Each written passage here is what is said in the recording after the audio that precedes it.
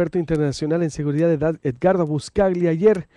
Y yo creo que es lo que va a tener que ocurrir. La presión internacional va a tener que orillar a México a, a hacer esto, a investigar los vínculos entre políticos y el crimen organizado, como dice Buscaglia, como ocurrió en Brasil, como ocurrió en Colombia, en Italia, como ocurrió allá.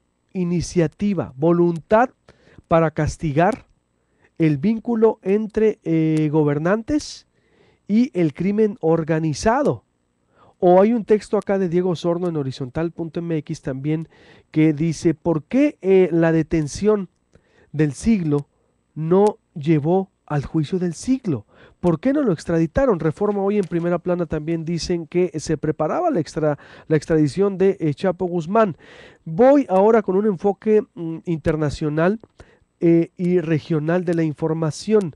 Alguien que hace 4 años tenemos consultándolo, de acuerdo al tema, por supuesto, pero fue quien abrió debate sobre lo que es el Chapo Guzmán y su influencia en Sonora, lo que representa el Chapo Guzmán en Sonora en una investigación de cómo se comprobaba que pues Sonora, el desierto, es un estado aliado del Chapo Guzmán. ¿Qué implicaciones tendría ahora esta fuga o hacia dónde vamos? Y he contactado al escritor y periodista Jesús Esquivel, él es corresponsal internacional de Proceso en Washington, a quien le agradezco que nos conteste, y él es quien investigó hace 4 años, tiene hablando de lo que significa el Chapo Guzmán en Sonora y pues por supuesto en México también. Jesús, buenos días, ¿cómo estás? Bien, buenos días.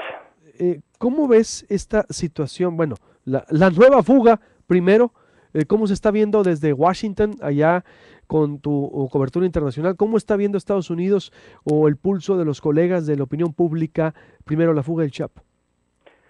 Luis Alberto, pues mira, la visión que se tiene aquí en Estados Unidos y en la capital por parte ahora ya de algunos legisladores es que esto es una evidencia nuevamente muy clara de la narcocorrupción en el sistema judicial mexicano.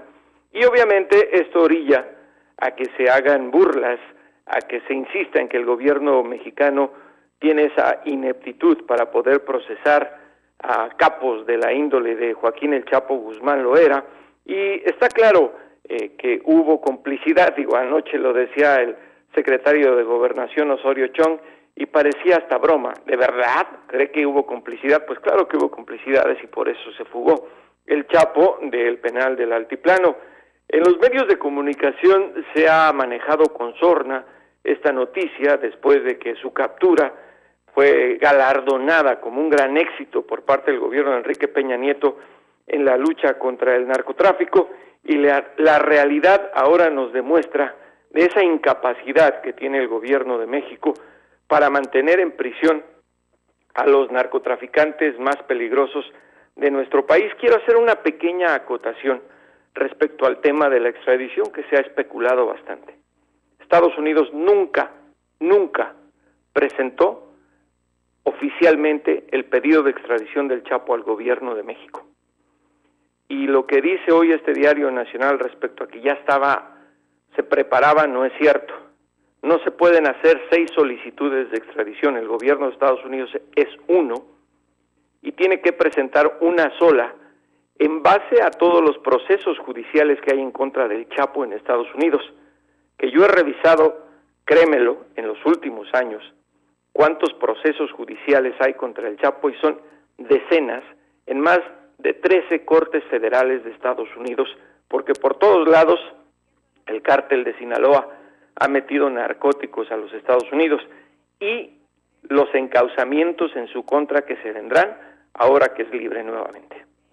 ¿Qué me quieres decir entonces? ¿Que ignoró el tema, se olvidó del tema Estados Unidos? Porque aquí... No ignoró el tema. No había necesidad de presentarla porque el gobierno de México no se lo iba a extraditar. No iban a perder el tiempo solicitando algo que no iba a ocurrir. Y además hay un acuerdo bilateral de extradición el cual se tiene que acatar, no es decir, capturan a alguien e inmediatamente se solicita su extradición a los Estados Unidos. Una cosa es una deportación o expulsión del país, como en el caso de Juan García Ábrego, recordarás, en el gobierno de Cedillo, argumentando que este narcotraficante era estadounidense, lo cual es cierto, a procesar legalmente, como establece la Constitución mexicana, a un criminal que primero está acusado en nuestro país de delitos, en este caso narcotráfico. No presentó por ello Estados Unidos, lo platicaron en muchas ocasiones, ayer lo dijo el portavoz de la Casa Blanca, se los dejamos muy en claro en varias ocasiones, platicamos de la necesidad de que el Chapo enfrentara a la justicia en Estados Unidos por todos los delitos que se le imputan. Nunca dijo el vocero, lo pedimos en extradición porque eso no es cierto. ¿Y por qué dice sabían que México no se los iba a otorgar? Pues porque así lo estableció el gobierno mexicano, que primero se le iba, y te repito, porque constitucionalmente así tenía que ser. Además el Chapo con sus derechos como mexicano podía apelar, como ha ocurrido en otros casos, como lo hizo Rafael Caro Quintero, la extradición a los Estados Unidos en caso de que la aprobara la autoridad mexicana. Para eso están las cortes. Suena irónico. Sí, exacto. No estoy defendiendo a los criminales, estoy estableciendo los puntos legales que hay respecto al proceso de extradición México-Estados Unidos y a la inversa. ¿Para qué presentar un proceso de extradición que no iba a avanzar tomando en cuenta la decisión del gobierno de Enrique Peña Nieto de que primero judicialmente se le iba a juzgar a Guzmán Loera en México? Sí, el mismo periódico hoy dice que la Cancillería mexicana confirmó que no había una solicitud también de extradición, complementando lo que dices, pero ¿no hubiera sido mejor? Entonces, Jesús, ¿crees tú que hubiera seguido un proceso allá? Porque mira lo que ocurrió aquí. Digo, el que hubiera y el hubiera sí, no existe. Obvio, es hipotético, estamos hablando hipotético, ¿no? Caso hipotético. Por eso, es lógico que de ser enviado a los Estados Unidos no se hubiera escapado nunca el Chapo, y que hubiera sido sentenciado a varias cadenas perpetuas, como ha ocurrido en otros casos, porque no creo que en el caso del líder del cártel de Sinaloa hubiera un acuerdo de entendimiento con el cual se le reducirían las sentencias, como ha pasado con otros narcotraficantes. Además, la gente que conoce muy bien el perfil de El Chapo aseguran que este hombre jamás traicionaría a su gente, lo cual de entrada ocurriría como con el caso de García Ábrego, y lo reitero, porque García Ábrego no estuvo de acuerdo en convertirse en testigo protegido y por ello lo sentenciaron a varias cadenas perpetuas en Estados Unidos. La solicitud de extradición se hubiera quedado ahí atorada en la Cancillería. Yo creo que la prerrogativa de Estados Unidos en ese momento era de alguna manera darle confianza al gobierno de Enrique Peña Nieto de que el Chapo no se iba a escapar de esa prisión de alta seguridad, porque además hay otro elemento en todo esto. El gobierno de Peña Nieto acababa de llegar al poder, tenía poco cuando capturaron al Chapo, y Peña Nieto le cerró las puertas a la DEA, a los agentes de la DEA, que tenían no solo las puertas, sino las ventanas y las camas listas en el gobierno de Felipe Calderón. Recuerda todos los reportes que hay de que agentes de la DEA, con Marisela Morales al frente de la PGR, tenían acceso hasta las averiguaciones previas. Lo primero que hizo Peña Nieto fue cerrarle las puertas. La cooperación en la lucha contra el narcotráfico se manejó a otro nivel, sin tanta publicidad, y bueno, ahí están los resultados: el arresto del Z40, de su hermano, la eliminación de Nacho Coronel y la captura del Chapo, que tiene mucho que ver, la DEA lo quiera aceptar o no, el gobierno de Enrique Peña Nieto. Y yo te adelanto, esta semana en Proceso se va a publicar un artículo sobre la verdad detrás del arresto del Chapo Guzmán. Sobre la verdad, en su momento hace, ¿qué? Un año, bueno, febrero Efectivamente. Febrero del 2014. La verdad sobre el arresto, sobre la participación de la DEA, te refieres, ¿no? Es decir, cómo no todo el triunfo fue el gobierno mexicano, como lo hicieron ver la inteligencia, porque preguntamos, ¿dónde quedó la inteligencia? Toda esa... los detalles los vas a leer el fin de semana, no te voy a hablar ahorita de eso porque no lo puedo hacer. Claro, entiendo perfectamente a lo que voy entonces. ¿Y crees que Estados Unidos puede cooperar, Jesús Esquivel, tú con tu experiencia, con tu expertise, con lo que has escrito sobre crimen organizado en México y Estados Unidos? ¿El gobierno de Estados Unidos pudiera cooperar de nuevo para la recaptura? No tienen opción. Tienen que seguir cooperando con México por una simple y sencilla razón.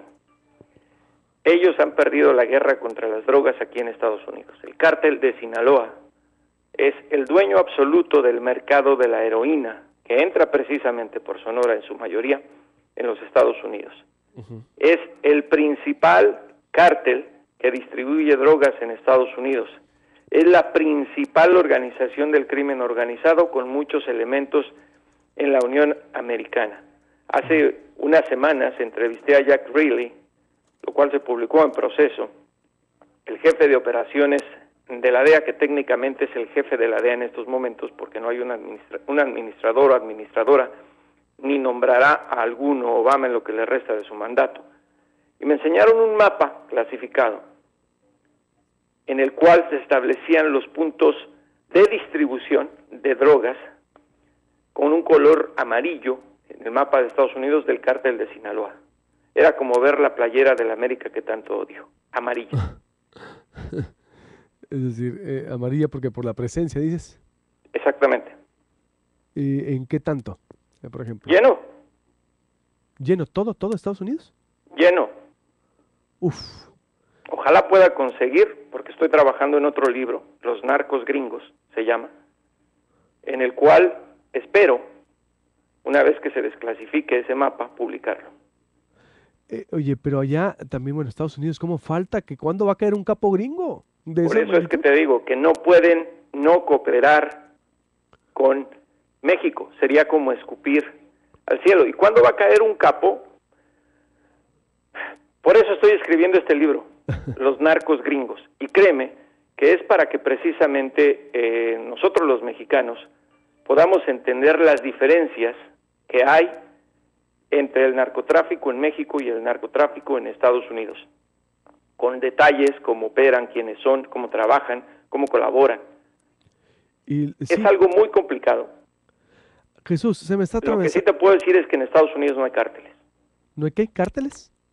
¿Perdón? ¿No hay qué? ¿Cárteles, dices? No hay cárteles. No, son células, creo, mejor distribuidas, es decir, o no, o es otro, bueno, es otro perfil.